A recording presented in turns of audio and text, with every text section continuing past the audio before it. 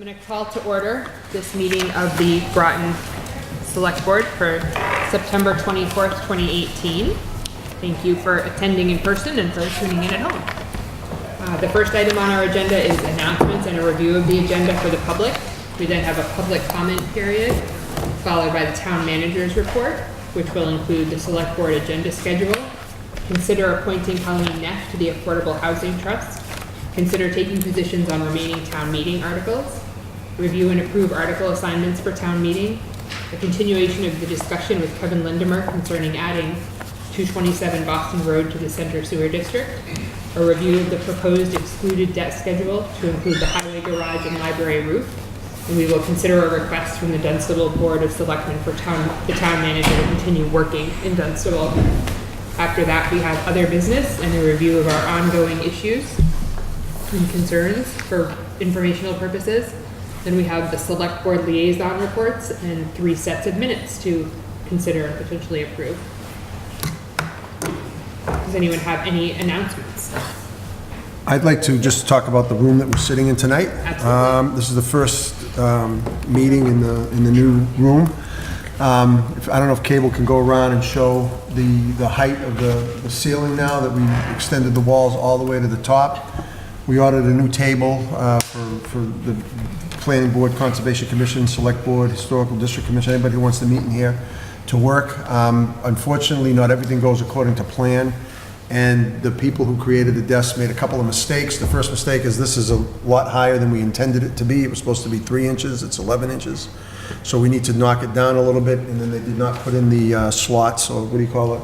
Grommets for the electrical and the plugs to come through. So what's going to happen is they're going to take the table away on Wednesday this week. They're going to fix it, and they're going to bring it back. But we tried something new. We wanted to make this more of a formal room for meetings. I think it's befitting of the select board to have such a room. Not everybody's happy with it, and I expected that, but I think we're doing our best to try to address meetings and stuff in this room. A couple of things: the cameras that are on temporary stands right now, when the room is fully wired, they'll be put up above, and they'll be permanent, similar to the third camera that you have over here on the side. But the highway department, our maintenance man Quentin Shea, our IT director Mike Chasen, Dawn, and everybody really put in a lot of effort to get this into the shape that it's in, and we're really pleased with the way that it came out. We think it's a very interactive room. We have better technology in this room for people to watch what's going on, for presentations down the line. That's a smart board that you see across from you that has a lot of exciting capabilities. So we're really excited about this room, and I hope the people come to appreciate it as they get used to it. So thank you. Can you say something about where this came from? So Oh, sure. We just went out and bought it. No. We had this table built for us by Mass Corps through the prison system. We used them before when this town hall was renovated. The signs that you see on the doors and some of the furniture that was brought into the original town hall renovation was done by Mass Corps, as was this. So we're very excited about that. So thank you to Mass Corps for the work that they did, and the fact that they're going to correct some of the deficiencies that we have with the table. Yep. This is already the most effective meeting I've heard in this room. Yeah, thank you. Is it appropriate to ask a couple questions about this? Please. Was anyone on this board consulted about the table? No, I just needed to get it done, so I figured out how to do it, and this was my idea. So if I should have consulted with the board, I did not. Well, I have a recollection of asking if we would be consulted, because I did want to be consulted. This is, I guess I think this is a little bit more lavish than we need, and I'm not sure I would have approved of quite this scale of lavishness, realizing that we are spending taxpayers' dollars. And I'm also not thrilled with the message that it sends of a sort of greater formality and distance between us and the people who we represent. And I'm a little bit concerned about it setting a standard that says, another part of the message that it sends is to all of our other departments that they should upgrade their furniture to be kind of grand in scale. So I do recognize the functionality of the room. I think that the technology is going to be great. I just think that we could have done with not quite such a lavish table. Yeah. Mark, what did this table cost? Don? $6,000. $6,000. Thank you. Any other announcements?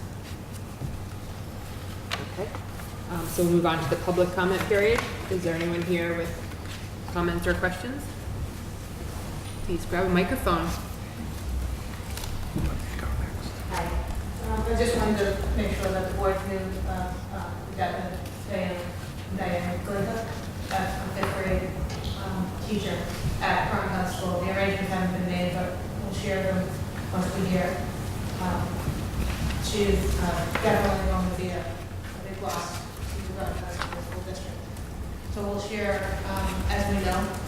So that's one thing. Secondly, just very briefly, we all know that we've been changing our transportation to bring up our ridership because to be in compliant with transportation, increasing our ridership 75% of the buses. We've managed to do that, but in doing so, the criteria involve sidewalks.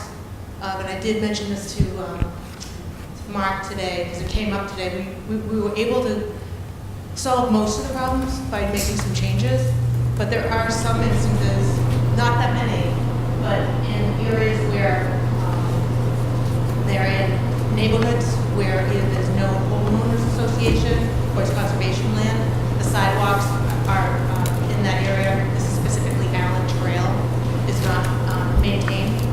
So our buses are going down these roads.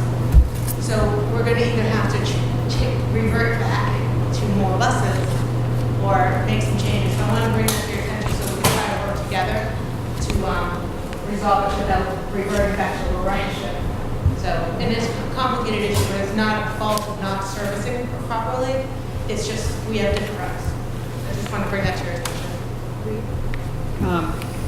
So we certainly, I think I speak for the board in expressing condolences and saying our thoughts are with the family of Ms. Glinka as well as her extended family, which includes numerous families and students and co-workers. She will certainly be missed very much. With regard to the sidewalk, if you can, work with the town manager to make sure that the areas are identified and the needs are communicated, then I'm sure we can figure out solutions to move forward. Okay, great. Thank you. Are there any other public comment? Ms. Allen? That's on the Main Street. Yes, the floors are so loud. Could you please speak up? Thank you. We will do that. We're supposed to, do these microphones work in here?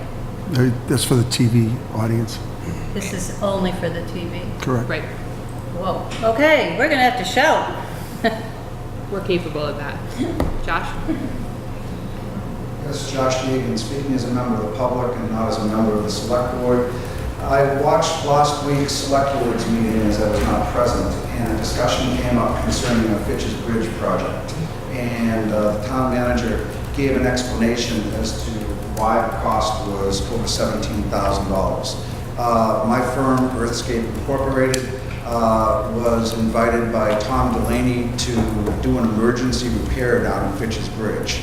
I gave an initial price of $9,750, of which the contract was awarded by Tom Delaney as procurement officer and DPW director to my firm.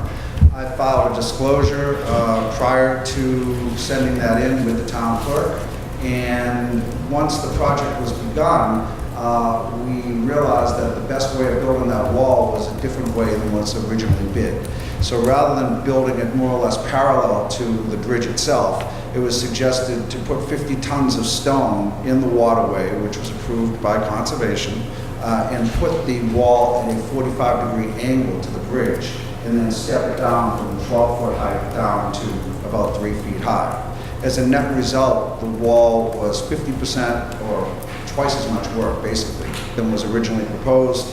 I told Tom Delaney that it was going to require extra stone and require extra labor. Tom approved that. I gave him an estimated cost beforehand, and he approved that. So just to set the record straight, the price did not increase the same work. It was twice as much work. So I did want to set the record straight. Thank you. Thank you for your clarity. Any other public comments? All right. Seeing none, then we will move on to the town manager's report.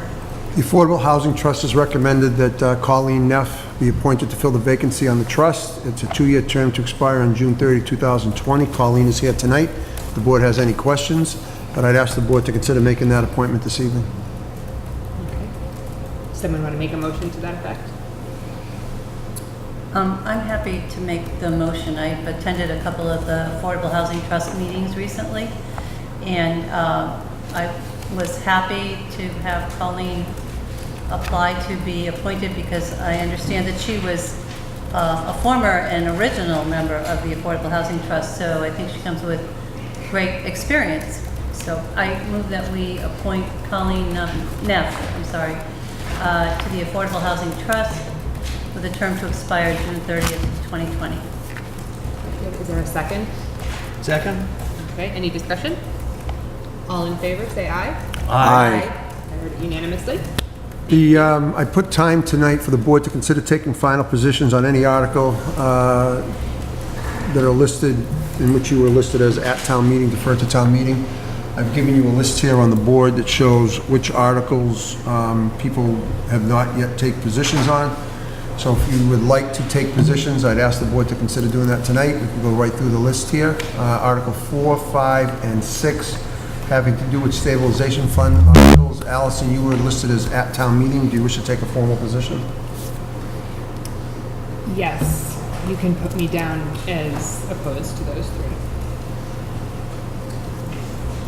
And just to clarify briefly, my concern is one around our process that we as a community undertake to understand all the alternatives around free cash before we start spending it or allocating it to specific buckets. It has nothing to do with these particular funds or projects. I apologize for the typo. The stabilization isn't fund, it's a fund.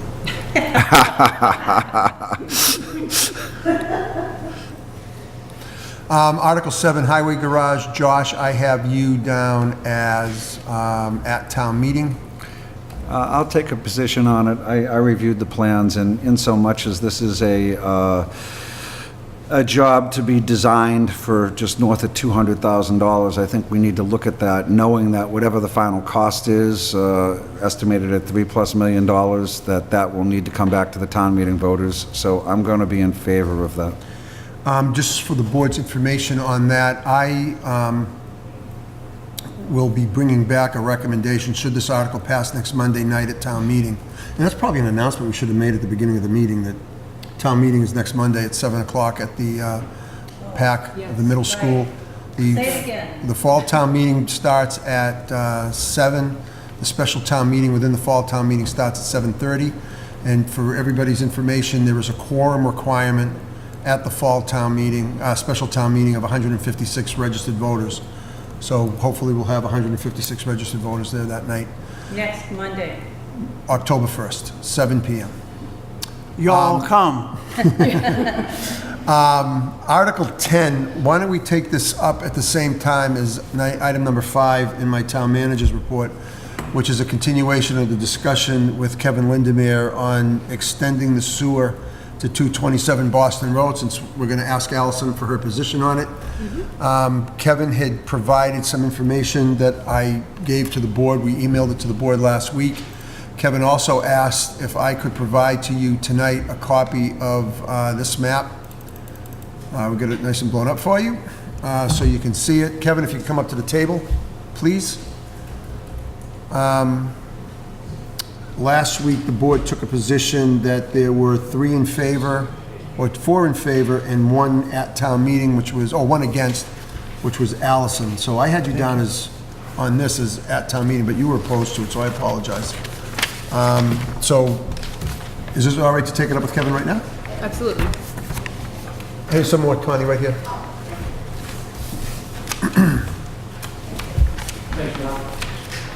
what you have in front of you here is a wetland delineation map we had produced in 2008, 2009. So if you can zoom out just a little bit. How, where do you want me to go? Oh, you want me to zoom out? Just zoom out a See the whole bit. thing. Okay, hold on. You can see that the blue line is the wetland boundary.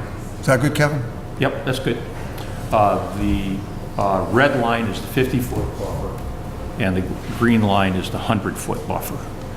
There was some concern expressed about the possibility of more intensive development. I think those are unfounded. Based on what you can see here is we really don't have very much space at all that is outside of the 50-foot buffer, except for the place for the house that we want to build. If you draw a 150-foot circle around the existing house, it goes up the hill, so there's no room up there for anything else. The gradient you can see is also limiting. So basically, almost all of the property, with the exception of what we want to develop with a house for a personal use, is not. Everything is within the 50-foot buffer. There is some within the 100-foot, but not very much. If you zoom out a little bit more, Mark. Sure. Oh, sorry. Down in the corner by Ames Road and 119, there is a spot there. But when you put in the 50-foot setbacks from Ames Road and 119, you're left with a tiny little sliver that might be big enough to park a car on it after you do the setbacks. So there's just no room down there either. So this was just added information I wanted to provide you based on some of the concerns that were still there. So I'm hoping, or my wife and I are hoping, that you'll support Article 10 at town meeting. And I remind you that what I showed last week is that our call on the sewer system will fit very nicely into the seasonal demand, because we have seasonal use in the summertime when their demand is low. Great, so I appreciate your bringing this to our attention, again, and your patience with us. I have a question, and I'm not sure that it can be answered here tonight. Mark, some of my concern, which is waning, came from looking up the parcel on the town GIS map, and it shows dramatically different wetlands. Now they're called out as DEP wetlands, so I'm not sure, what are these wetlands, or how do they differ? Why do we have these two discrepant? That I don't know. These were flagged. We had to have these flagged for when we widened our driveway. I'm not sure what's on the town GIS map, but this is the one that would, any plan that we make, this is what gets filed. We may actually have to have this redone because it was 10 years ago. I'm hoping we don't. Okay. But I'm not sure what's on the town GIS map. I'm gonna try to get it up on the screen. Oh, that's why we have, I'm not doing this for Megan Markham, it just happens to be the Microsoft,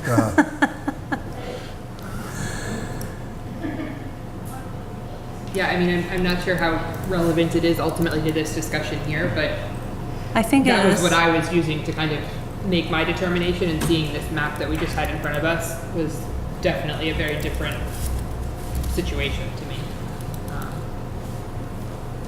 There's been no one, since we've lived there, the only people that have surveyed the wetland is us, so I don't know what's on the GIS.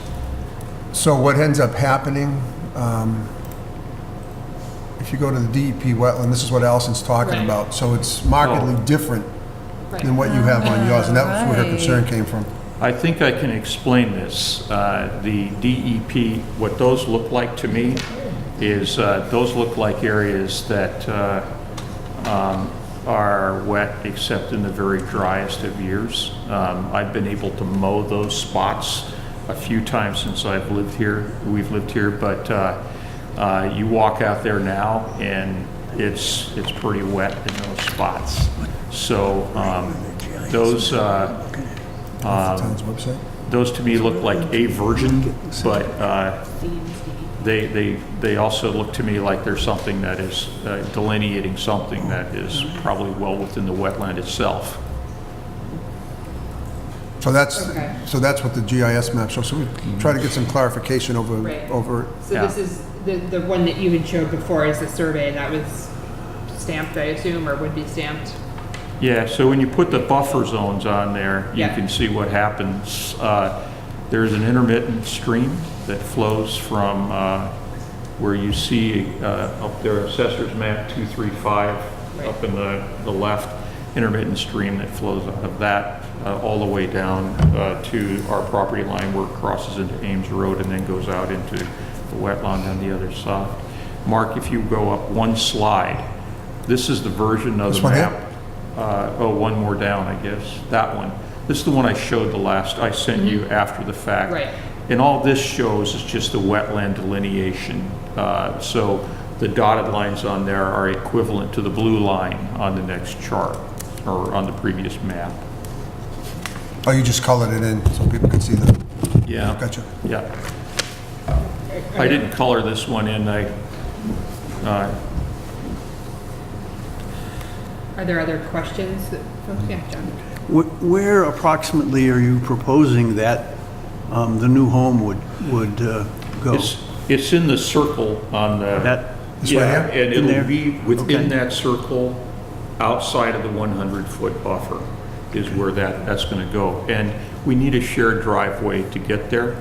So we've looked at various number of plans of where that driveway may go, but that's how that will be done. Other questions? Yeah, John?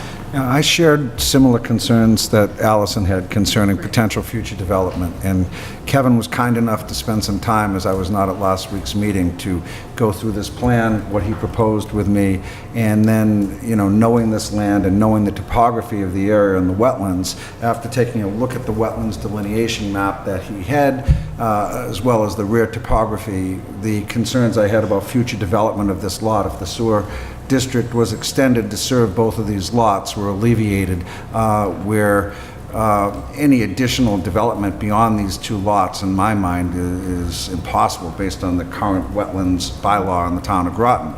And that the concept of utilizing this old barn for the purposes of having an event center with satellite parking off-site to be determined, and all the hurdles that the Lindemers have to face in terms of getting the approvals for this are beyond the scope of the recommendation to town meeting for this purpose. So my concerns were alleviated, and I support his project at this point. Very good. Becky? Yeah, I had said last week that I would support it. My only question is, we had talked, or there had been some discussion, I think, about putting some kind of covenant on the property. And as I think about it, I'm not even sure what that would say, but are you still exploring that at all, or is that not? Not at this time. I think the wetland map, I think, is pretty, kind of negates the need for any of that. But we don't know what awaits us yet as we go through the Right. remaining approval processes. So we'll just, we'll consider that if it's necessary later on. And I think that the way that the sewer works is they grant the capacity for the two, would you say, 4-bedroom houses. And for the event venue, in whatever way they calculate that. But any future owner of the property would, if they were going to add any other bedrooms, would have to go back to the sewer commission to get that approved. That's correct. That's what they told us. Mark, is that correct? My understanding was that as this parcel would be serviced by sewer, they then had the right to whatever capacity was available. That's my understanding. Right, so Mine there's too. no restriction. But the sewer system has to sell it to them, they have to pay for it. You They can't, have to pay for it, but the sewer commission does not have the right to deny them the use of it. So although this is the current intent for the parcel, if some other use were implemented down the line, there's no ability to restrict that sewer usage at that point. If they don't have it, they can't give it. Yes, if they don't have it, but if it's available to the town or Right. through the infrastructure, there's no way to prohibit use. So the other aspect of this that I personally thought about myself is that like I'm sure many people, would love to find some way to ensure that this property does not get developed, along with a whole lot of other properties that I might pinpoint to and say, I don't want this to be developed in the future, so I don't want to do anything now that's going to allow that. And the truth is, we don't really have that ability, beyond any of the means that we already have. And the limitation of the wetlands, I think, is pretty strong. I think we do have the ability to severely restrict future development by not extending the sewer district in this particular situation. I guess I'm not disagreeing with that. The same issue exists with any large property that is currently on a sewer. Yeah, you have a question or? No? So, Yep. thank you, Kevin. Okay, thank you. I still need to kind of crunch on this, having gotten this new information. I, again, appreciate you bringing it forward.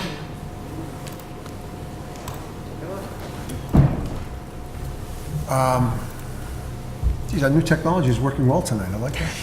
I don't want to say anything. Change of the name to Select Board, both in the general bylaws and the zoning bylaws. Josh is at town meeting. Josh, is there any position you want to take on that this evening? I do not support, and I will explain why. I Do not support. I do not support, based on the current wording on 14, in so much as I don't have a problem with Select Board, but I do have a problem with the wording that says that will all be known as Select Board members. And as long as I'm a man and a member of this board, I would like to be known as a selectman. And it's as simple as that. If anybody else wants to be a select board member, or a select woman, or a select person, that's their discretion. But it's 350 plus years we've been a town and we've had selectmen, and this is not a gender bias in any way, shape, or fashion. It's a preference. And I'm hoping that somebody will make a motion to amend select board member to whatever we want to call ourselves, select person, select man, select woman. That's my rationale. Okay. What ramification does that have, Mark, if any, to the charter that's pending? Well, the approval? charter that was approved specifically says Select Board member. It does not say selectman, so I don't know. When was the charter approved? Springtown meeting. Well, I think that was in the original motion. I may be Whatever these correct. bylaws are is what we took out of the, what was approved at the Springtown meeting of the charter. And the charter is before the legislature right now. Mike had an update this afternoon. He's trying to get an update this afternoon to where it stands. Could be approved any day now. But what you see in these two bylaws at town meeting is exactly what the charter had.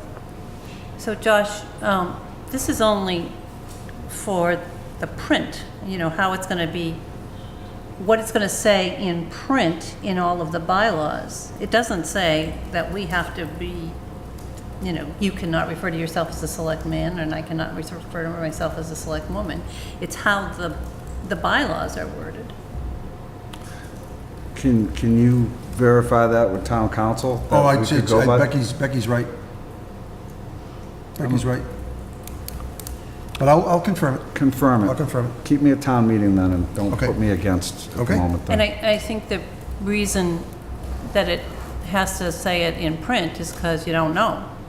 I understand. And again, I am all in favor of us being the select board by title. And no issue with that.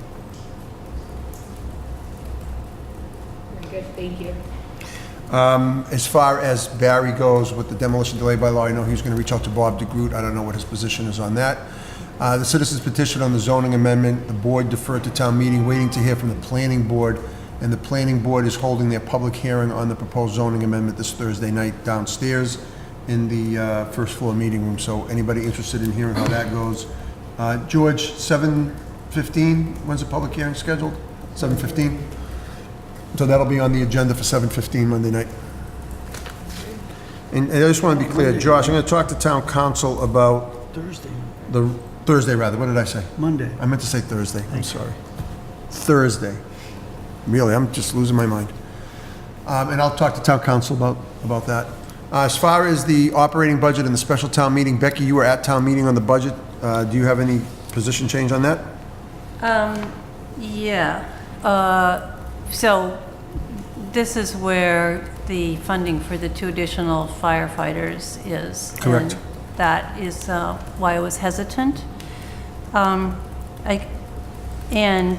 obviously, the situation that we're in has been made even more dire with the injury to the fire chief.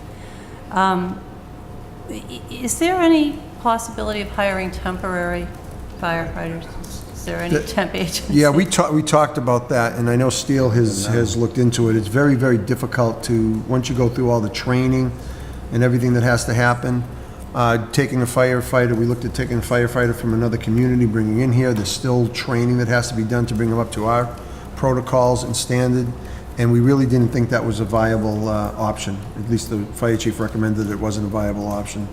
So to answer your question, Becky, you probably could, but it would not be something that would happen overnight. There would still be a long startup period involved in it. And even a temporary person would require budget funding, right? Yes, and keep in mind, in fiscal year 19, the fiscal year that we're in, these 2 positions are being paid for completely out of ambulance receipts. So if we hire them and the board doesn't want to fund those positions next year, you have that opportunity through the budget process. And it was presented to us that part of the shortage was because of a person out on maternity leave or parental leave and one out on sick leave. Correct. Has there been any change in that? The paternity leave firefighter is back, beautiful baby boy, so we're happy to have him back. The firefighter that's injured is still out, and we will not know the status until a follow-up appointment this Friday. Right.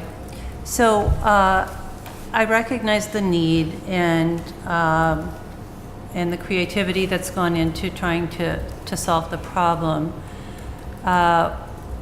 So I will support the article, but I'm still just want to register how unhappy I am about the process, because we did pay good money to a company to do a study, come up with a strategic plan. We had a presentation from them a year ago that made no mention of needing to hire full-time people. They came in with a strangely worded recommendation 4 or 5 months later that started with the word if, saying if we wanted to move to a full-time fire department, we should start hiring some full-time people. But nothing was made of that recommendation. It was never brought to our attention. We had, the recommendation that came to us as a surprise, and we postponed our thinking on that. We set up a committee to study it and come up with a careful solution, and now we're essentially just jumping ahead and doing half of what we asked the committee to study. So I hope that we will find a better way in the future to plan for things. Obviously, there are crises that come up and we need to solve them. I will support the article, but I hope we do a better job in the future of planning. I want to point out that this term, full-time fire department, is really dangerous because you can interpret it in many different ways. Does that mean 24 hours a day, 7 days a week, the crew is in the fire station? That's certainly one interpretation. Other interpretations are that we're providing a certain amount of coverage on weekdays where there are full-time people in the fire station, and on weekends. And so when we say full-time and people interpret it as 24 by 7, they're not asking for that kind of people yet. And I don't know that they're going to. We've got a committee that's out looking at that. But just to man the hours that we've currently are providing coverage for, we need to add a couple of more people. I agree that we need to get our terminology correct and know what we're talking about.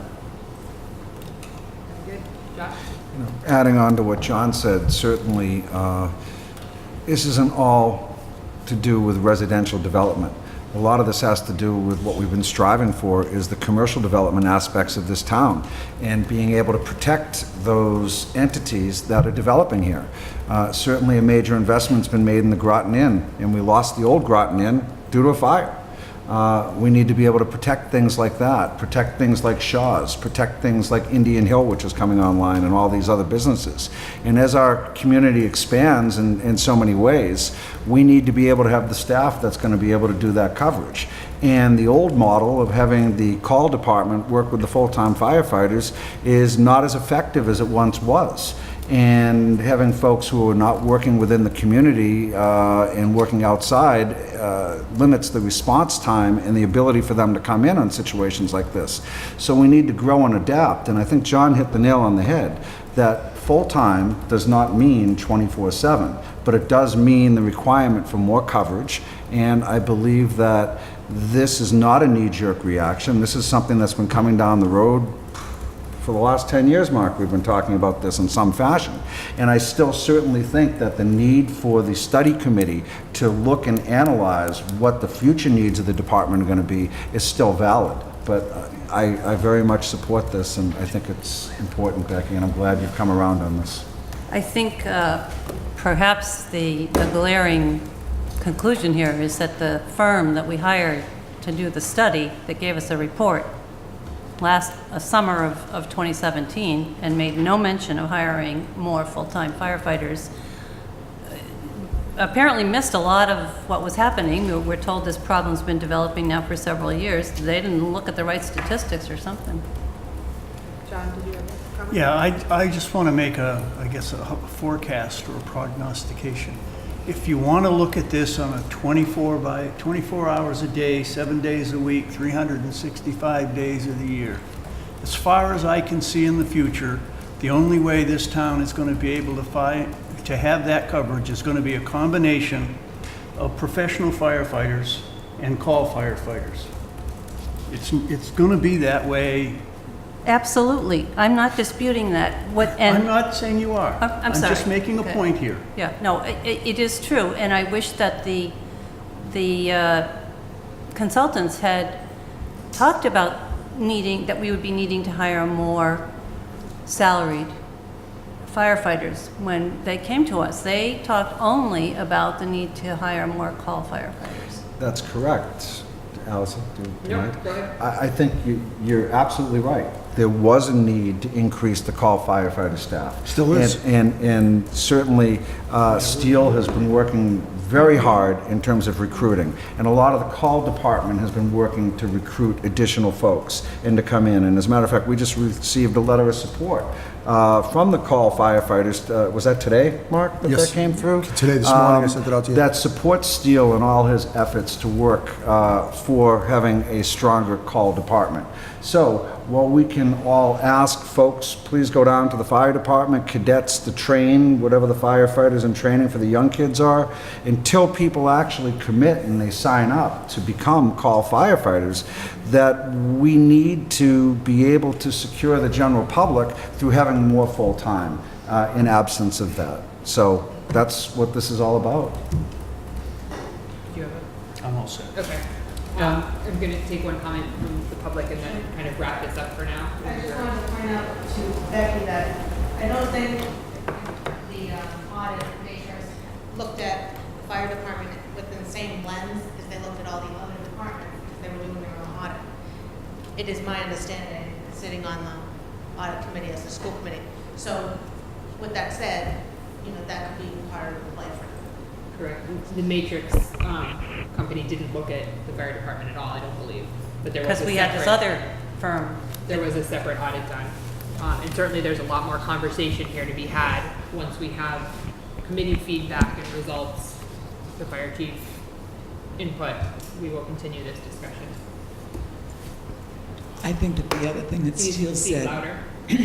the other thing that Steele said was that when we train call firefighters, they then get hired on as full-time firefighters in other towns.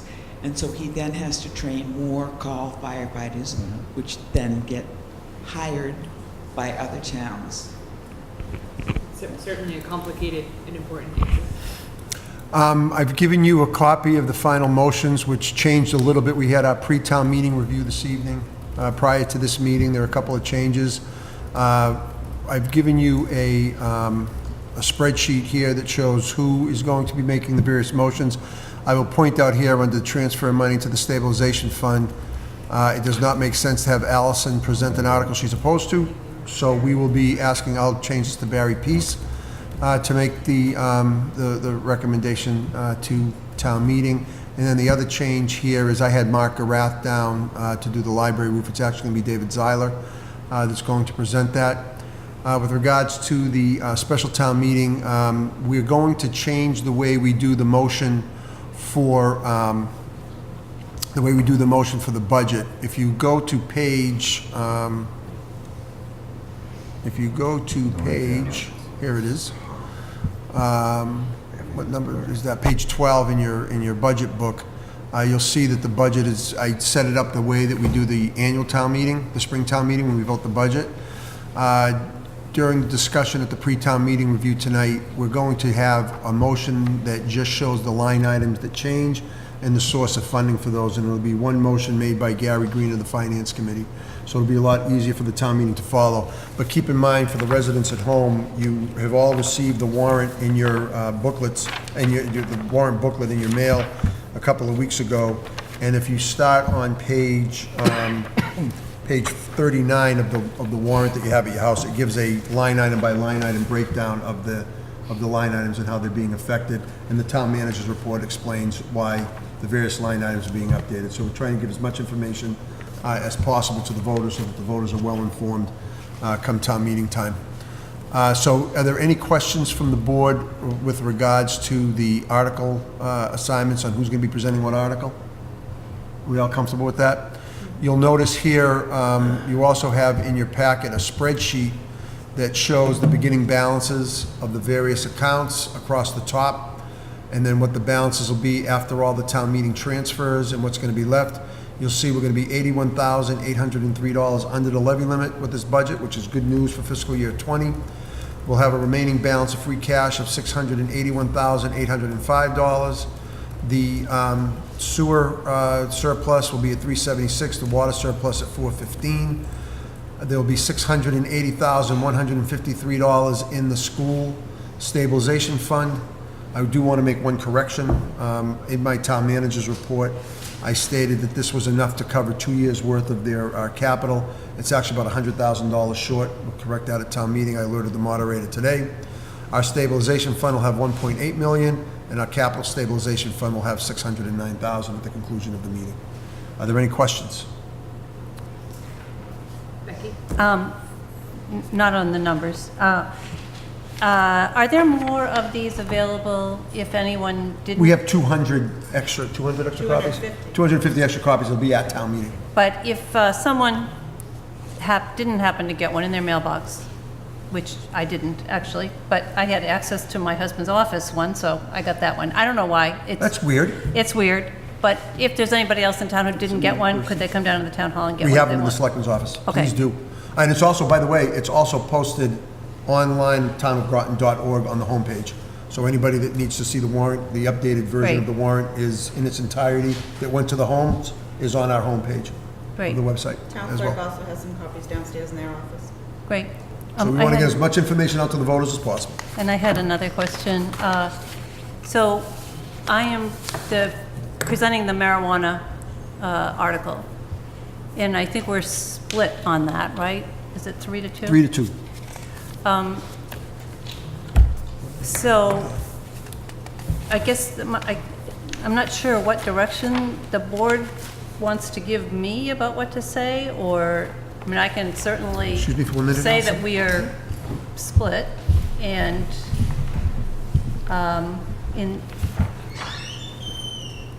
does any, I guess, I'm not sure what I'm asking. What, what would you like me to say? Present the article and explain the article, and then state the board's position and their vote at the end.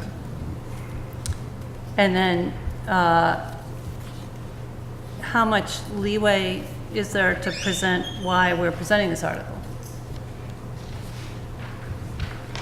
I mean, to me, as an individual, as long as you kind of do the cut and dry, here's the article, here's what it means, and Okay. then kind of clarify that, you know, here's one perspective or something, that I don't see an issue with it. I mean, to me, the highlights are that, Well, I'm sorry, I don't no, mean I'm to. just gonna say that it's, you know, it's restricting, it's changing what entities are permitted to do Right, business in town. It changes the number of businesses that are allowed, and it requires a 2/3 majority as a zoning article. right. And the history, I mean, we have zoning in place. I think giving a little bit of history about why we have another proposal before us is what I would be inclined to explain. John? I think we have to be very careful. The board, by a vote, at least a majority vote, has approved this article. And it reflects the voters who came to the spring election and indicated their preference. It is not our job to say, I think this is good, I don't think this is good. That's not our role. If you want to say that, you get off the stage and you go down to the microphone like every other voter, and you make your statement. You don't combine your personal feelings with the getting of this read and explaining at least what the content represents. Thank you. Which leads to another subject matter that I'd like to take up with the board tonight. Yes. Mark, before we move Oh, on, sorry. Josh had a question. I apologize, Josh. So, if town meeting approves the transfer of the $600,000 or $550,000 into capital stabilization? Yes, under Article 4. 550. Correct. What do you currently have proposed in your 10-year capital plan? 5-year capital plan. 5-year capital plan for 2020 capital expenditure. $553,000. So that would leave us a buffer of $50,000, It would leave you roughly, $59,000, correct? roughly. Yep. That's all I wanted to know. Just make sure you take a gander at that before we go to town meeting, and that there's no surprises in the capital plan that you didn't plan for. That's my Correct. suggestion. Good advice. Connie Sartini, I wonder if I could go back to the marijuana question, Can you please? speak up as well? I wonder if I could go back to the marijuana question, please. Under number 1, it said it would allow commercial cultivation of recreational marijuana and testing facilities and research facilities. It was my understanding that it was only testing and research, not cultivation of recreation. No, cultivation there will be 3 uses under the bylaw: 3 uses. cultivation, research, and testing. Thank you. Take one. As the board knows, if you approve, if town meeting by 2/3 vote approves the article to ban certain types of marijuana while allowing others, it's a 2-step process. It's a 2/3 vote at town meeting, and then it has to also pass a ballot question. The board had set the October 1st town meeting date so that it would be 35 days before the November 6th general election, so that if the town needed to go to ballot, we would have an election already going, and that was the whole purpose of it. It was our intent that night of town meeting that should the article pass, the select board would call for the election and that they would provide the town clerk with the ballot question that night. In speaking with town council today, and the town moderator, and the town clerk, I'm recommending, based on their advice, that the select board actually approve the wording of the ballot question this evening, to provide it to the town clerk, so that the town clerk can get a jump on it, and you don't have to worry about doing it Monday night. So I'm gonna ask the board tonight to approve this ballot question, which is basically the warrant article summarized in the 4 points. And if, an issue that the town clerk brought up tonight, say town meeting moves to make an amendment that night. If the amendment is significant that night, you're not gonna have enough time to draft a ballot question that night and have the Attorney General sign off on it. This was off to the Attorney General for approval so that we're all set to go. So you wouldn't be able to do the election on November 6th if there was a significant change to that article. There are a couple of wordsmith things that happen, a comma here or there, then absolutely the board can take it up that night with town council and provide the town clerk with a revised question. Because as town council said this afternoon, there is nothing in the statute that requires you to give it to him printed. You can give it to him in writing, which the town clerk, of course, appreciated. So I'm going to ask the board tonight to vote to call for the election and issue this as the question on the ballot, so I can provide it to the town clerk tomorrow. But so, oh, go ahead. Well, I understand that you want to make this as easy for the town clerk as possible. And the select board. I understand you want to make this as easy for the town clerk as possible.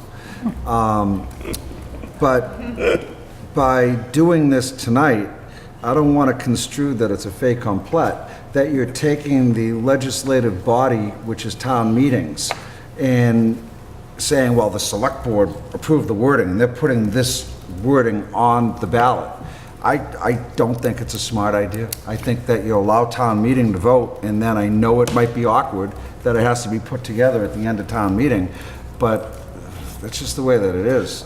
I get your point, Josh. I'm not going to support that. Okay, I understand what you're saying, but it's a two-step process that requires both a town meeting approval and a ballot approval based on the wording. And this is the wording that's before the town meeting. So I don't think you are, but if there's a perception problem, the question's ready to go, the board can vote at the end of the town meeting if you want. I'm just trying to make things, you're right, Josh, I'm just trying to make things more smooth, but I'm fine.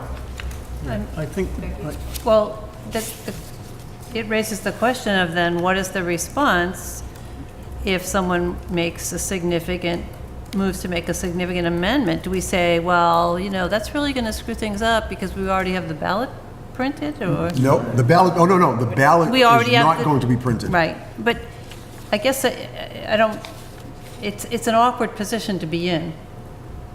Because, in fact, we did have some discussion at the meeting last week, or some recent meeting, that amendments might be made. So, I also question, this doesn't say anything about would allow, but it doesn't say anything about requiring a special permit. And our state law does that. amendment requires a special permit. That's fine, that's in the thing. This is actual wording that's allowing the uses and banning the other uses. That's what this does. As far as your special permits and everything else, that's in your bylaw, that's the way it works. This is the way that the process needs to go forward before the voters. This is the question that needs to be asked. So I understand Josh's point. John? I think we should view this as the start point for a meeting after Okay. the town meeting ends. And if what's in the warrant is approved as it is, we're ready to go. If it isn't, we've got a starting point for the discussion around what has to be modified here. I'm fine with that. That was town council's suggestion, which I agreed with, and I'm fine with the board's decision. We're ready to, the I'm important sorry point to the board disagree knows. with you, but I hope you understand my rationale. Oh, I agree 100%, I understand, but we're ready to go the night of town meeting with the ballot question. Should the article Should the as article written pass? passes? Correct. If there's a significant amendment, Mark, or for whatever reason we miss this deadline, what is the next opportunity after November to have this go to the ballot? The select board would have to call for a special election, and town council was very clear. if there's a significant change Understood. that he can't draft up that night that's similar to this, because as I said, this is before the AG for approval, you probably won't be able to have the special election on November 6th. I just want to make that clear. We'll have to call for another 35 days from whenever the select board issue the question. So we would be talking about early 2019? I don't know if you can go Realistically? that long. I think you'd have to do it before December 31st. When does the moratorium end? December 31st. You'd have to do it before Okay. December I think our 31st. moratorium is ended because we But put we're the not bylaw under a in place. moratorium, we're under Yeah, existing zoning. but if we're gonna, if now all of a sudden you've changed the zoning, Right. you'd still probably want to do that before December 31st. I can Well, I clarify think it'd that. be a good idea. Yeah, I can clarify that. All right, good. No, thank you. This is a good discussion. I appreciate that. So just to clarify things, in the explanation that Becky is going to give to the town meeting voters, that we do have current zoning in place. Yes, we do. And that this will replace Current zoning. zoning. Correct. To allow this. But are you also going to explain what the current zoning allows and doesn't allow? I think it makes sense to explain the The difference. differences. Yeah. So you yeah. might want to just maybe put up a slide to show, here's what it is now, here's what it would be. I'm just a suggestion. Let me ask a question back to why we should do it before December 31st. If you amend the zoning in place, and it's a two-step process, does the zoning, until the ballot question passes, the zoning that we have stays? Do I understand that right? Yes. Okay, all right, I got you. Is George I ready? think George has Do a you have question. a comment or question? George Barringer with the planning board.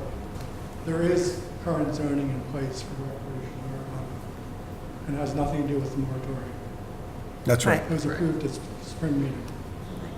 So an amendment to that current zoning is not affected by the end of this calendar year. If your amendment isn't passed, the current recreational zoning stays in place. So, one question that it might be worth finding out, and this is a whole lot of possibilities here, but if zoning, this article passes with a significant amendment, and we are not able to get ready to take a vote. Sorry? I'm sorry about that.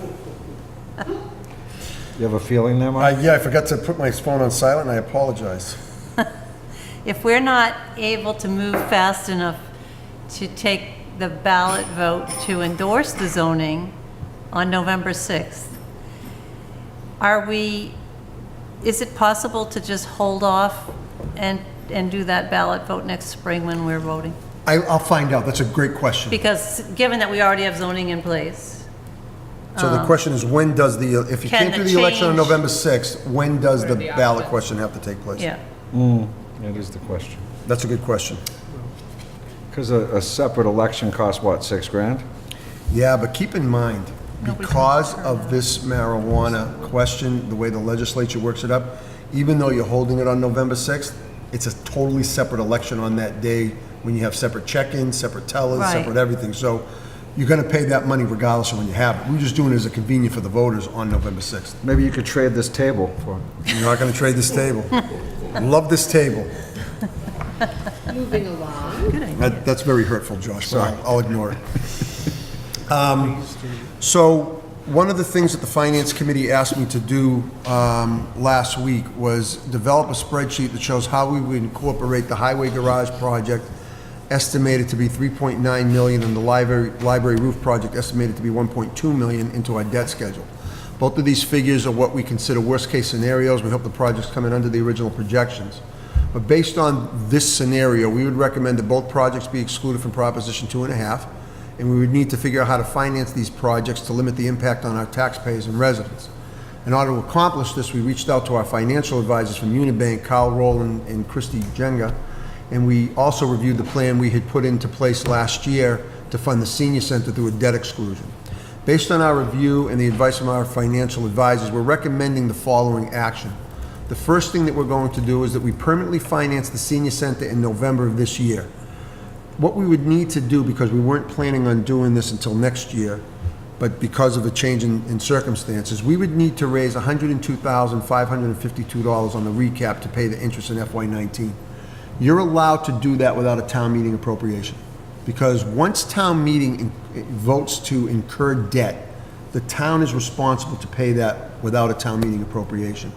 So there's a provision on the recap sheet that says money for debt service not included on Schedule 4, which is the town meeting appropriations.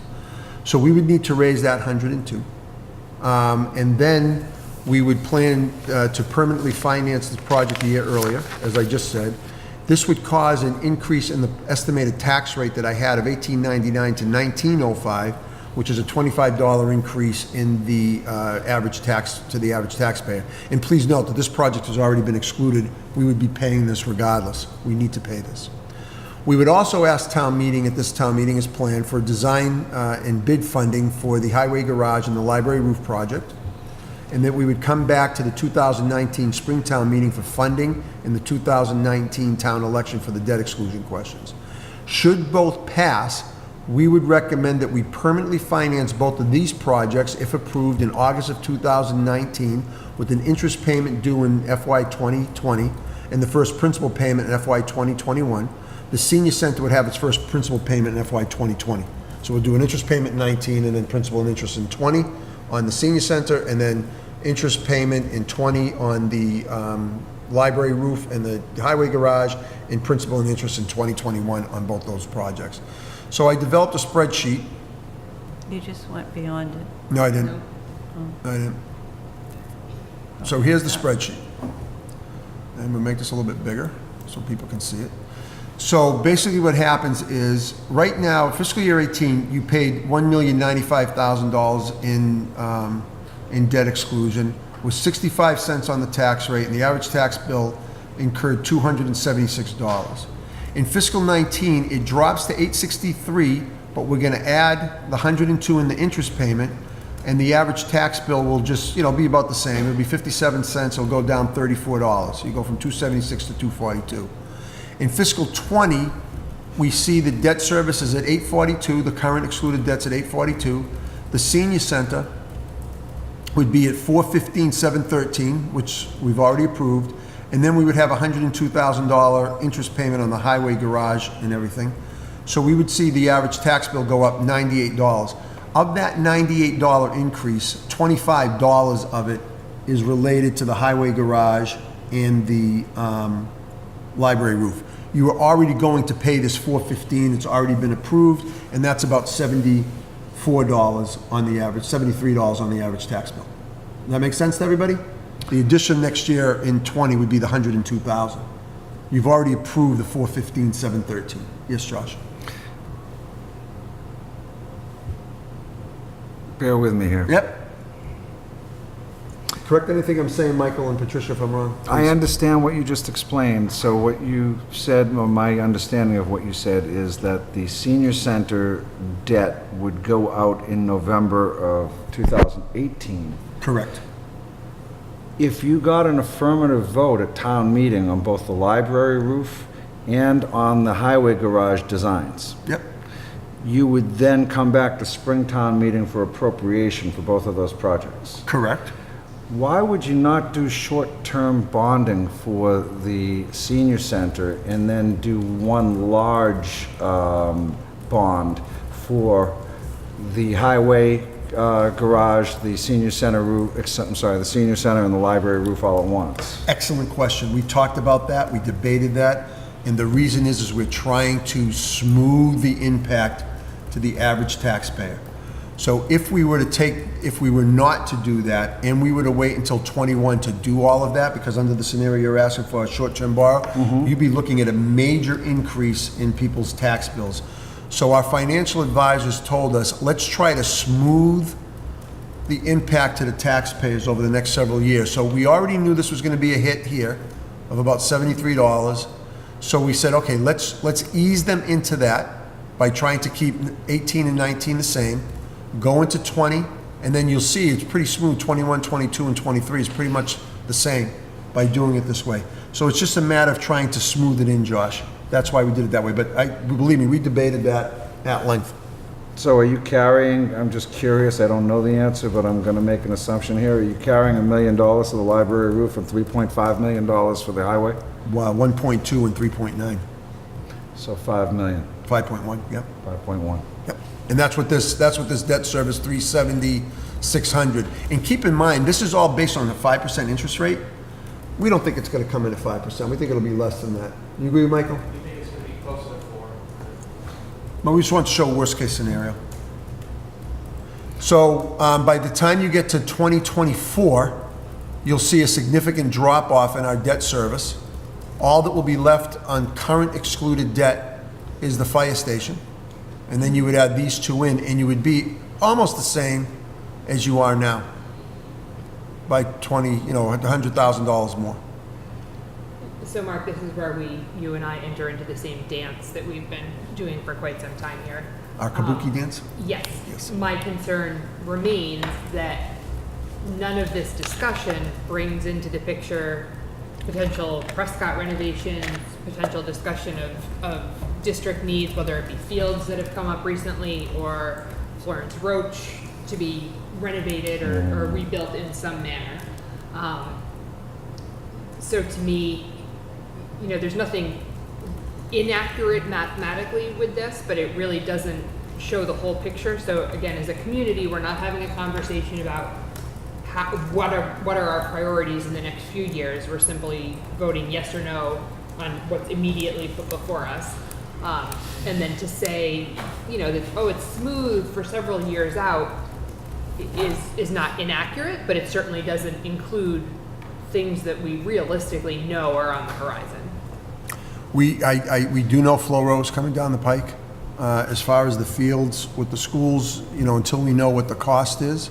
And keep in mind with the Flow Row and the fields, it's not just a Groton impact, it's a Groton and Dunstable impact. So you gotta wonder what Dunstable's gonna do with this as well. So there's more to that, but you're right.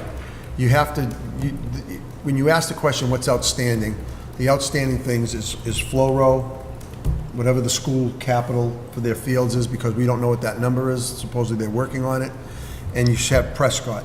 Keep in mind that the plan for Prescott has been and always will be, or has been from the, not will be, but has been from the Friends of Prescott, 2022, when Surrendon Farm is paid off. And that's subject, of course, to town meeting approval. So I have not even thought about Prescott in this scenario. Right. But fair point. I agree with what you're saying, Allison. That's why it's our regular dance. That's right. Other questions, Josh?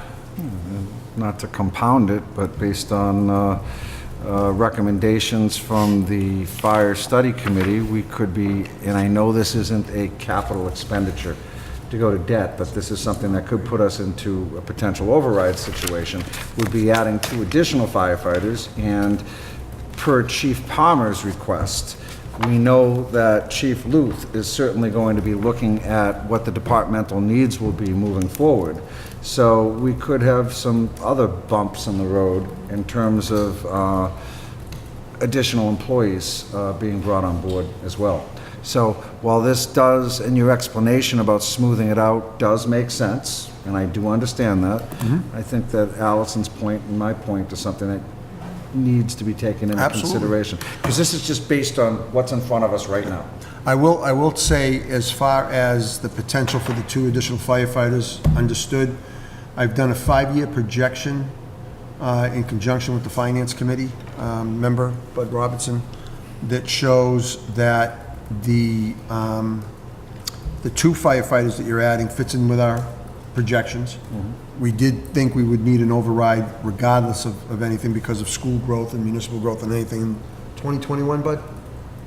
It works next year. Yep. Because of the debt, Yep. not that, and then after that, it's a 200K type problem.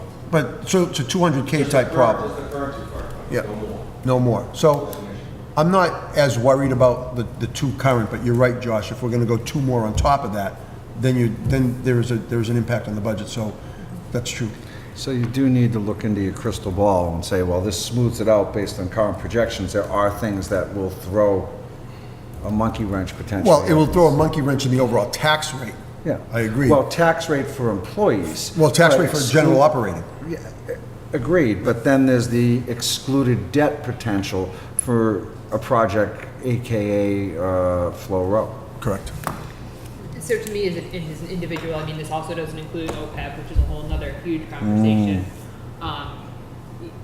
You know, to me, we can slice and dice this however we want to, and the details are important, but there's also a conversation that needs to be had about, you know, just community-supported spending, whether it's excluded debt, whether it's short-term borrowing, whether it's operating, whether it's employee-related. You know, these are all funded primarily through tax revenues. And we need to be having some sort of higher level conversation about that as a whole.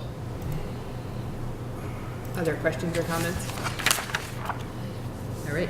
Okay, that's the information. I'll be working, I'll probably be meeting with the Finance Committee prior to town meeting to go over these numbers as well. Yep, But, Oh, sorry. but I think we should point out that we have an open and ongoing issue. It's actually identified as F for the committee charge for capital planning committee. The sooner we can get them in place, That's going to be on after town meeting. Yep. the sooner can all this sort of be pulled together and made a larger picture of the years to come. I think too that it would behoove us potentially in conjunction with that committee as a select board to look at having a policy that allows us to have some sort of reference against which we review projects and things like this. The library roof, for example, doesn't show up on the 5-year capital plan, which doesn't mean it isn't important or it shouldn't be happening. But if we had a process that said, okay, first things show up on the capital plan, then we consider design fees, then we consider construction funding, that would help clarify, I think, for the community what the expectations are and what pieces are or are not still pending. I agree with you, but the flexibility, somehow in the process, there has to be flexibility, because if the library roof needs to be done, but it's not leaking at the moment, that's a different picture than if you've got leaking problems that are threatening the books and so forth there in the town archives and so forth. Absolutely. So we got to have enough flexibility to deal with things that require a relatively quick response. Absolutely. But Versus things that we know are stable and will replace the truck every 2 years kind of thing. But currently, we don't really have a process. We don't have a handle on So that at all. any kind of process would be a step in the right direction. I agree. I agree. Thank you. Final issue on the town manager's report for tonight. You received a letter from the Dunstable Board of Selectmen asking for additional services from me as their interim town administrator. The board had approved my work with them through September 30th. Any extension of that time, of course, would require additional approval from the Groton Select Board. They're saying that my services thus far have been productive. They've asked, we've done some work in terms of, handle normal operations, worked on considering appointing a committee to study the structure of government, whether changes are required. The town is also considering an additional reorganization of the town administrator's position from full-time to part-time and increase the role of the administrative assistant. They would also like me to work and help them with the developing of, in their advisory committee, with the FY 2020 operating budget. So they'd like me to continue on in some sort of capacity. We've already advertised, I will tell this board, I've already advertised for the town administrator's position for them. I told them I would help them with the search. I'm already receiving resumes for it. But they do want me to do some work on their budget, so they've asked me to continue through December 31st for approval from this board. I'm willing to do it if this board is willing to approve it. It's up to you. Questions, comments? How many hours a week? Right now, I've been averaging about 10. Working on the budget, doing a search and keeping up with that will stay within the 10. I think if I get into a budget, it may be maybe 15 hours a week during the November, December timeframe. But I think I can handle it. And what kind of hours are those? The ones that I'm working now? They are personal days Yes, and vacation days. and weekends, and evenings. Well, weekends are your days. Yeah. I have not spent any, other than occasional phone calls, which this board approved from them, I have not spent Groton time on Dunstable. And you won't. No, I won't. I can't. So I'm pretty sure that I had asked for some data at our meeting last week. And you had promised to give us a report that I guess I was specifically wondering how much actual time has been spent. 10 hours a week For how many weeks? since I started in August. John, I can't remember the start I date. probably have the start date. I can get Do it. you anticipate it will continue to be 10 hours a week? It'll probably move up to 15 when I start getting into the budget process. That'll probably add a couple more extra nights dealing with the advisory committee on budget hearings, because that's when they meet at night. It won't impact Groton's time. So I would still like a total of how much time you've done and how much time they're asking. I'm not sure that we as a board. Absolutely, I think we can ask how much time has been spent. I don't think we have the right to request that kind of information for how the town manager is spending his personal or vacation time. We can ask him about how much time he's had, away from the office here, but I provide the board with a update of when I need to take a vacation day of personal time from my time here at work, and I think I sent out another one this weekend. I need Right. a couple of hours tomorrow to attend a selectmen's meeting in the morning. But other than that, it's been about 10 hours a week dealing with issues.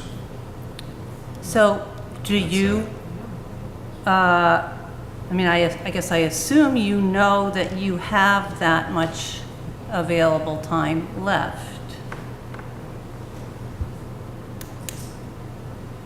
I have a lot of time. What are you asking, is vacation and personal days? Well, I guess I'm asking, is there, I assume somewhere, someone, somehow, someone keeps track of the use of personal and vacation time. It's on my Sick time. timesheet that you sign every week, that the board chair usually signs. Right, but I actually don't, copy that down and add it all up. Is there a process that it is totaled and kept track of? Absolutely. Would you like a copy of all my timesheets for the last 2 months? Public record, anybody can see those. Let me ask this question. Has this board felt that my working in Dunstable has impacted my work in Groton? And has there been a diminishment of the work for you and the work that I'm supposed to be doing for you? If this board feels that that's the case, then I'm stopping Dunstable today. I'm not going to do anything to impact my job here in Groton. So I need to understand from you if you think working in Dunstable has hurt my ability to manage the town of Groton. I don't want that to happen. So please tell me if it has, and I'll stop. So, Mark, I actually have a different question that Well, let's answer Mark's question first. As an individual, I do not feel that there has been a detriment to the town of Groton. I think it's reasonable to have a little bit of concern as we go into budgeting season and recognize that that requires tremendous effort. But I, to date, do not have concerns. I do have concerns. I was opposed to this in the beginning, and I don't think it's possible to actually quantify if there's been a loss or a diminishing of your work in Groton. But I personally am aware that I know, oh, wait, I can't call and ask that question because I know you're not available today. And I assume that other people have had that experience too.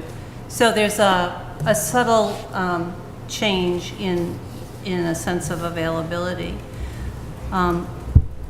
I wonder if anything that has happened, if you feel like there's been benefit to Groton from your doing that work. Well, I will tell you, yes. In one particular instance, we did our MS4 permit in Dunstable, which I helped do. This groundwater drainage permit that we need to get from the state and DEP. And we had it finished in Dunstable, and we used it here. Tom asked it to be a guide here in Groton to help him finish his MS4 permit. So I would say, in that instance, it's benefited. Also, going into the budget process, I think it'll be more of a benefit to the town to understand where Dunstable is when we come to dealing with the schools and some other things that are going on. So There's been some things that have helped, but Do you foresee any likelihood of an additional request to work after December 31st? no, because I'm hoping to have a town administrator hired in late November, early December. So if I don't, then I'm not doing my job to help them fill that position. Okay, well, I was originally opposed because I think that it increases anyone's stress to work through all of their vacation and personal time, and I continue to feel that that's not a good idea. And I appreciate that. The memorandum of understanding with the town of Dunstable was signed on July 16th. So it's been 2 months, a little more than 2 months. So I would entertain a motion to approve the town manager's request to extend the existing relationship with the town of Dunstable through December 31st, 2018. I'll adopt that as a motion. I will second that. Is there any further discussion? Yes. Mark, I see benefit certainly to your insights into Dunstable's financial situation as it relates to how you may craft the financing of the school budget moving forward on a year-over-year basis, because a lot of the crystal ball is certainly coming to light in terms of you understanding the finances that exist within the town of Dunstable. And as a good neighbor, certainly I spoke with at least one of the members of the Board of Selectmen there when they floated this idea, and I was behind it at the outset. But I am concerned about your stress level and your physical health. That Becky does bring up a valid point, that if you use your vacation and personal time, and I have had no problem reaching you or getting answers to any question that I've had concerning anything to do with Groton's concerns, so you've been great with that. But I do worry about you, Mark. Thank you, Josh. And I want to make sure that you're able to pull this off and not a detriment to yourself. I appreciate that. If it gets to the point where I think it's impacting me, I'll stop. I promise. I don't want to do, Groton is my job. I want to stay here in Groton. I don't want any issues with this board. I want this board's support. So if it gets to the point, and I really appreciate Becky's position on this, I do. If it gets to the point where there's a noticeable problem, I want to stop and concentrate my full efforts here. John? Let me point out that, first, there is a clause in the agreement that says the town can terminate the permission at any time. Correct. And it identifies that the agreement that was signed in July may be extended one time for a period not to exceed 60 calendar days. That's going to get you to about the end of November. Yep. So I'm not sure the end of December Works. works. Well, I'll do my best to get it done by the end of November. Would you like to amend your motion to Yeah. reflect the end of November? Friendly amendment to my own motion would be Appreciated? appreciated, thank you. I'd like to amend the motion through November 30th, 2018. I will re-second the amended motion. Is there any further discussion? All in favor of the motion on the floor, please say aye. Aye. Opposed? No. 3-1. Is that the motion to amend that we eyed, or was that the No, I was just main taking motion? that as a friendly Okay, I amendment. got it. We were That's running with fine. it. Okay, just wanna make sure. Thank you. I'd like to go through the ongoing issues list, if it's okay with you. Does anyone have any other business? Yeah, I do. Okay. My other business is a question. Is this the time to ask questions that aren't showing? Can I ask a question at this point? I mean, certainly you can put a question before us if it's something on the agenda or a quick and easy answer. Okay. Potentially, but All right. you may have to come back to the next meeting. Right, As absolutely. an agenda item. Okay. So I just wanted to bring up, we're just segueing here from our relationship with one neighbor, Dunstable. I want to bring up the fact that there's this very controversial thing happening in Pepperell regarding potential landfill. And while it's happening in Pepperell, it's got environmental concerns that may or may not spread to Groton. I don't,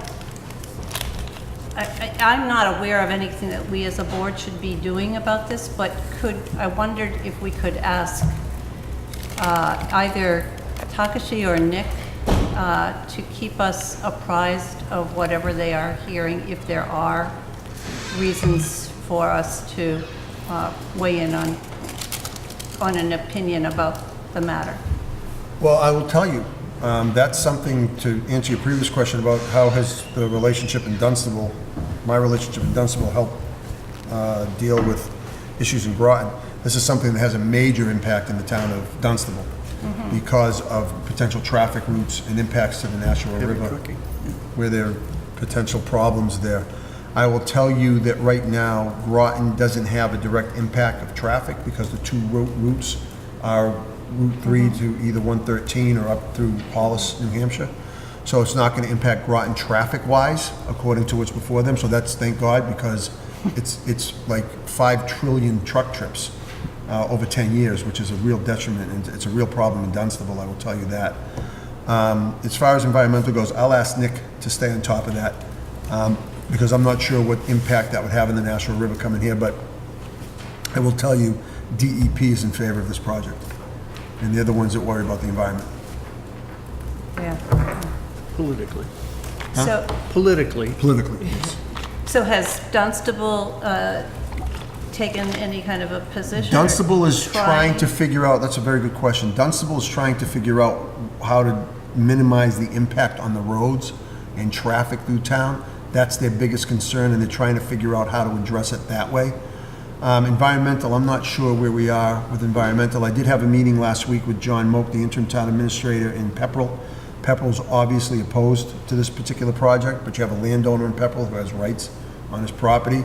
So it's a very difficult dance that's going on with the Pepperell administration and the landowner and the state and the project. So there's a lot of moving parts right now, but I don't see a traffic impact in Groton based on the two proposed routes. That can change at any time.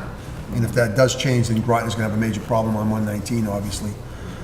So I'll continue to keep you posted. But let's talk to Nick and see about environmental issues. Does it make sense, Mark, to add this as N on our list? Yeah, we so should. that we can get Yep, so it's updates on that. information as needed. Yes, Josh?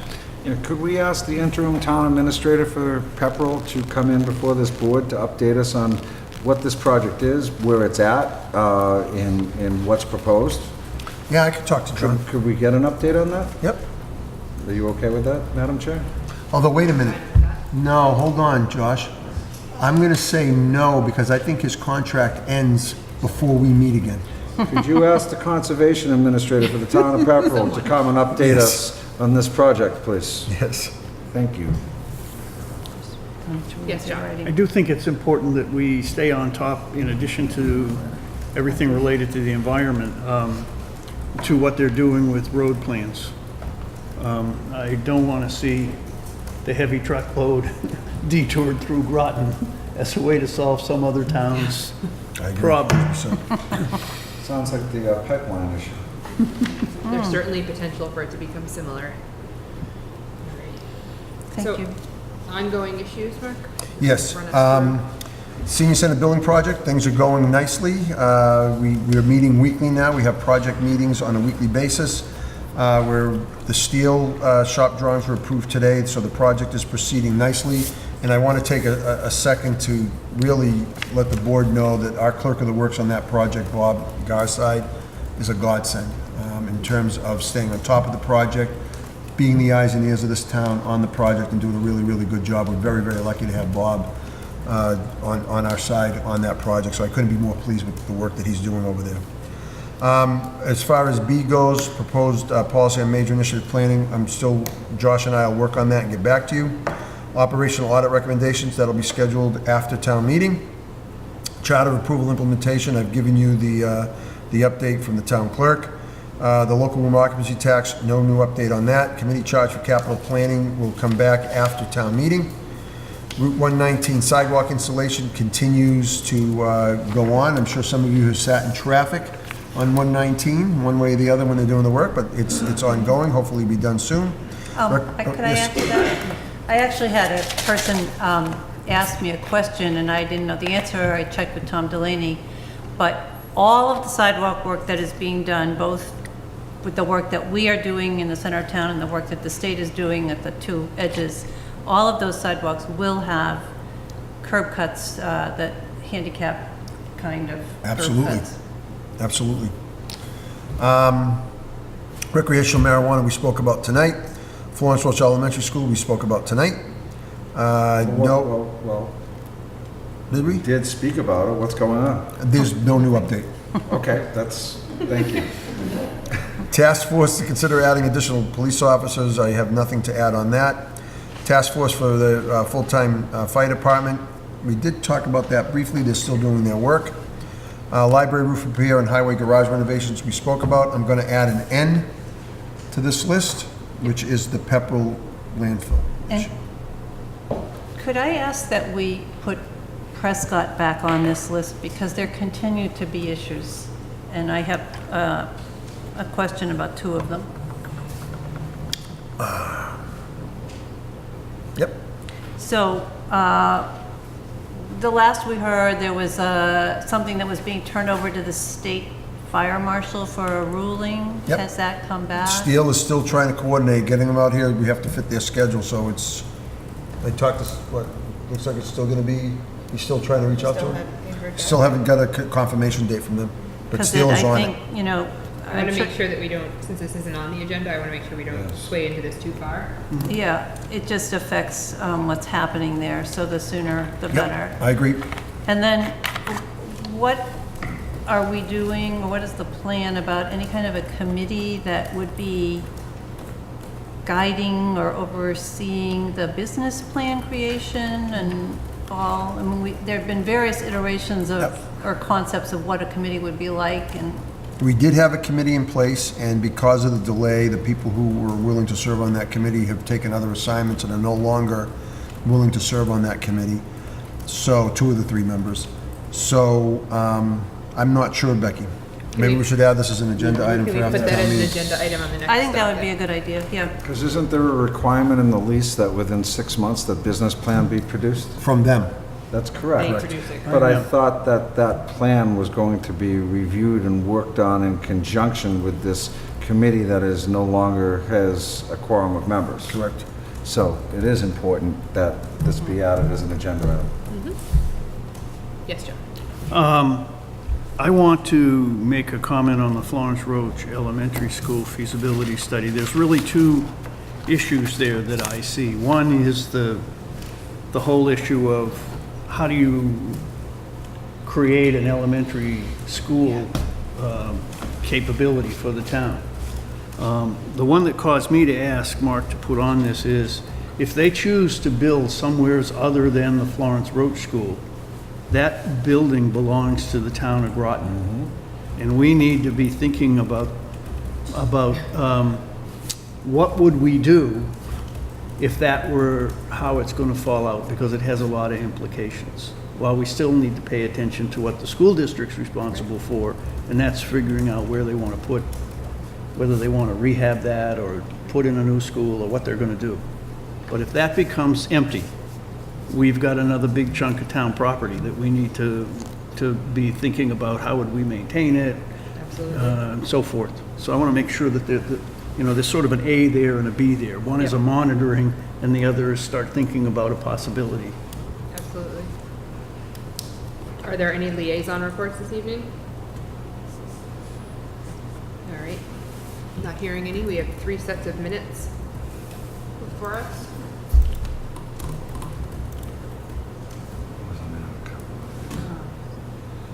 So I would entertain a motion to approve the minutes of our regularly scheduled meeting of August 27th. So moved. Is there a second? Second. Okay. Are there any corrections to these? All in favor of approval as presented, say aye. Aye. I would entertain a motion approving the regularly scheduled meeting minutes of September 4th. I will make that motion myself.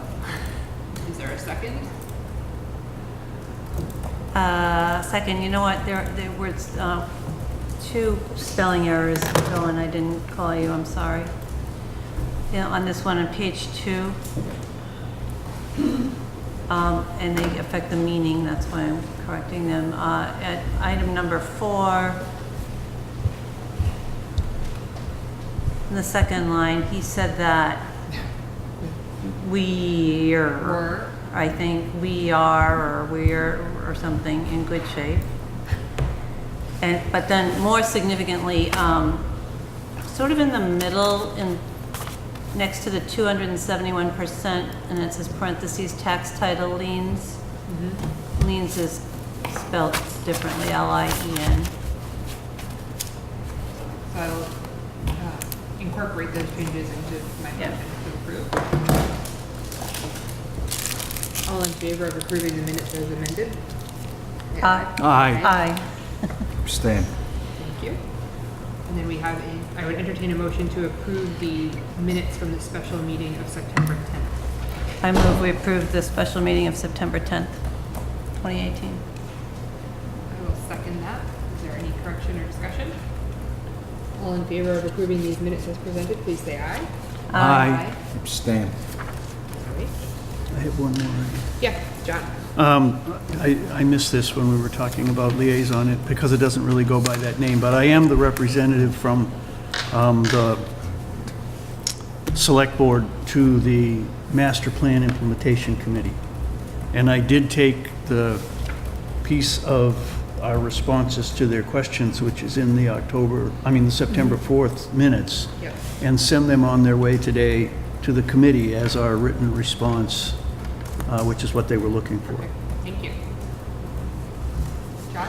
Yeah, I do have a report. I caught the tail end of the Sergeant's Beach Committee meeting this evening, and there is a cleanup plan for October 7th at 8 a.m., which it would be great if the local press could get in the paper, because we could use some volunteers to help us take the beach apart, stow the equipment away and whatnot. There will be a follow-up cleanup after all the leaves drop somewhere around November 7th. There aren't many oak trees there, so everything should be done by then, and we'll get back to you on that, but we could use help on that day.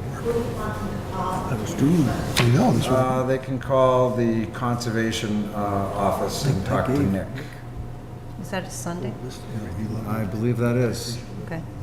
Just wanted to make sure you got the date. It Any is other October items? 7th. Yeah, okay. All right, then we are adjourned. Good night, everyone. Thank you, everyone.